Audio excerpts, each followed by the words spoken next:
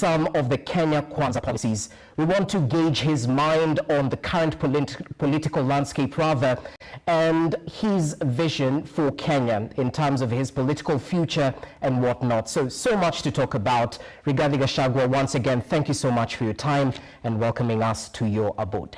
Thank you, Rogers. Once more, welcome. And I take this opportunity to thank KTN for granting me this interview to talk to the people of Kenya. And from the onset, let me send my condolences for the loss of Njoroge Mwaura, a very renowned journalist. When KTN came into being in 1991, I don't know whether you were born. Mwaura was very instrumental, and we admired him a lot. So I want to send my condolences to his family, to the KTN family, and to everybody. Otherwise, I want to say welcome, and I'm looking forward to a good conversation. Asante, let's get right to it. And of course, we'll start with the very recent developments. You were recently in Meru.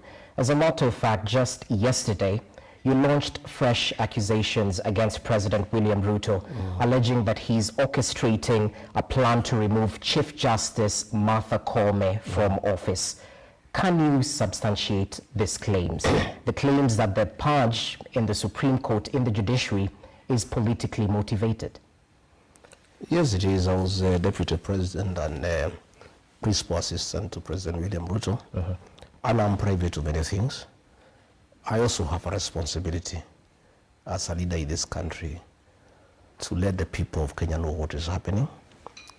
President William Ruto schemed a long time ago to remove Justice Martha Koome as Chief Justice and President of the Supreme Court because of refusing to be compromised. And he shared this with you? He shared with me, and many times he even quoted me that a daughter from the mountain is being problematic and accused me of being unable to manage Martha Koome to do things the way the president wants. And I told him it's not possible.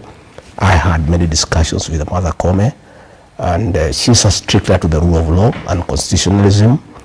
She's a very respectable judge, very qualified, and she got that job through merit. And I was against it.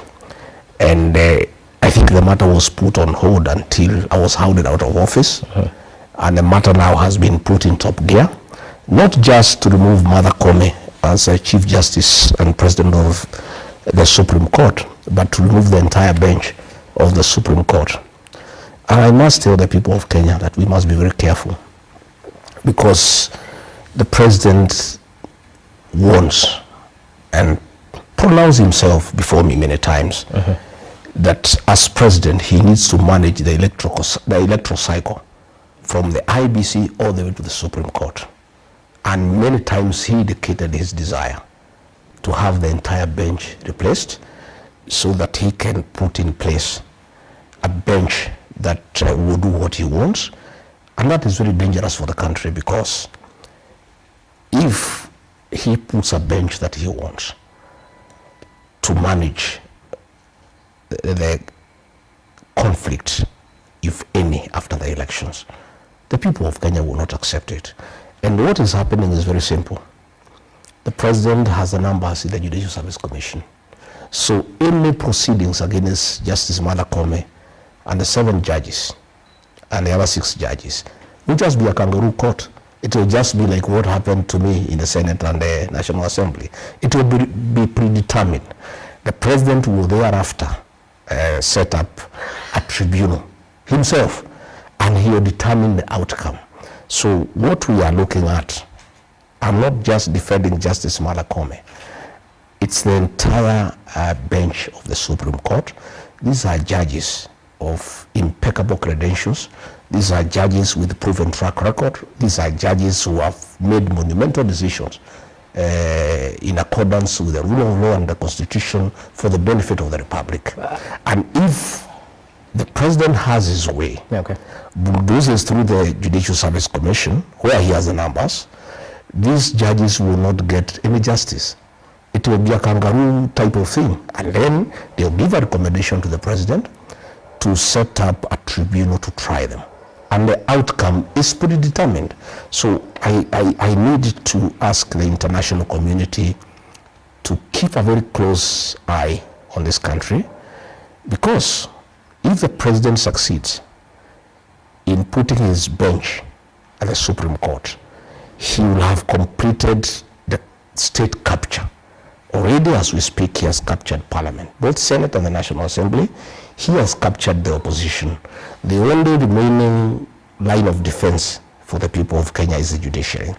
So if he succeeds, as he has planned, it means that the president has really captured the entire country, all the arms of government, and he'll do whatever he wants, and that level of impunity is dangerous for our democracy, our constitutionalism, and the rule of law, and we must speak out, and it should not be allowed to happen. Okay, allow me to interject, because not too long ago, and some people may call you bluff for this, you were critical of the judiciary, which you so speak highly of currently, questioning its independence, whether there are overtures from the executive and whatnot.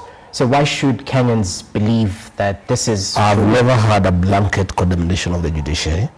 I have spoken about individual cases, which is normal, and that is why when the Constitution allows appeals mechanism, so that if you are dissatisfied with a decision by the High Court, you can go to the Court of Appeal.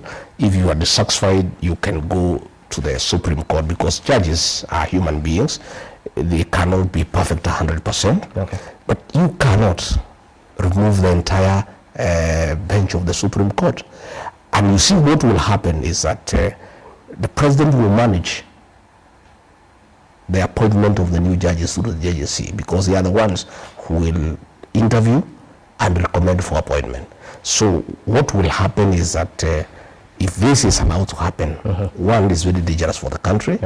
You cannot have a vacuum where there is no Supreme Court, where an entire bench has been sent home as we process the tribunal mechanism. Again, the danger is there, because he has pronounced himself, and I have told you, he did in my presence, that we must have a Supreme Court that we control. In fact, he told me, once you are president, it is very irresponsible for you to lose an election. You must control the election from IBC all the way to the Supreme Court. And the president is determined, and I know him. And this was a private conversation. But I must tell the people of Kenya, because in fact, initially I thought it's a joke. I never imagined that any president anywhere in the world would ever want to disband an entire bench of the Supreme Court. I mean, it would cause, one, a vacuum that is unacceptable, a constitutional crisis that a country can stay without a Supreme Court for a certain time.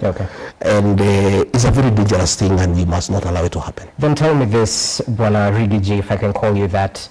Allow me to quote you verbatim, because while in Meru, you said this: "We are telling you, if you dare plan to chase Martha Koome, stay in Nairobi and do not step in Meru again." That's just a quote from your statements, and to some people this is a threat. This is incitement of the many people against the head of state. It is not a threat, it's not incitement.